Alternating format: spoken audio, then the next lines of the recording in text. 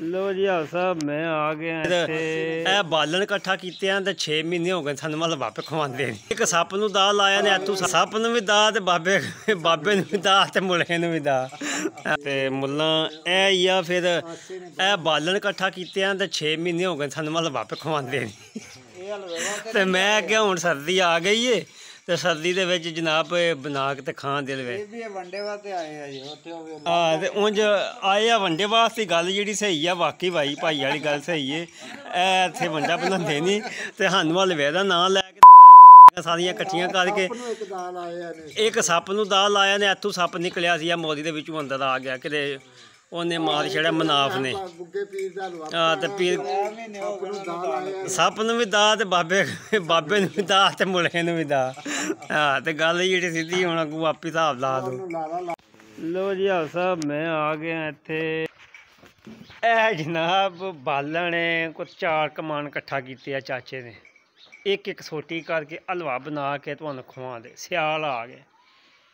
ये जनाब इत्थे पिया सी अज जुत्तियां पईयां इत्थों सारियां चुल्ली विकास ने टुक टक के टप्पियां उत्ते तक छड़ियां ने बालन जिन्ना है भाई नहीं पकाना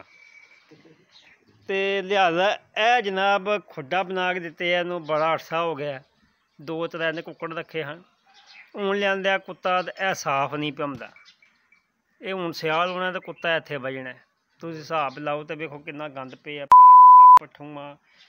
इत्थे आ सकदा की हाल तो उत्थों सप्प निकलिया सी ना इत्थों तो मारिया खाने तो हूँ हक बनता साडा जिऊं सियाल पौंदा दवा करने ते चो सप्प सानूं खवा छड़न जां बेशक तुसां आउणा ते कोई आंदा सी पिया बिच पाने दे विच कोई बदाम ते कोई बड़ा कुछ तुसीं लैके आउणा ते बेशक तां ही पकना स्याले च चलो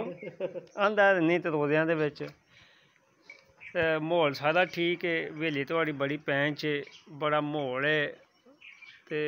सर्दी आ गई अल्लाह की मेहरबानी ते रोज़े भी आ चले ने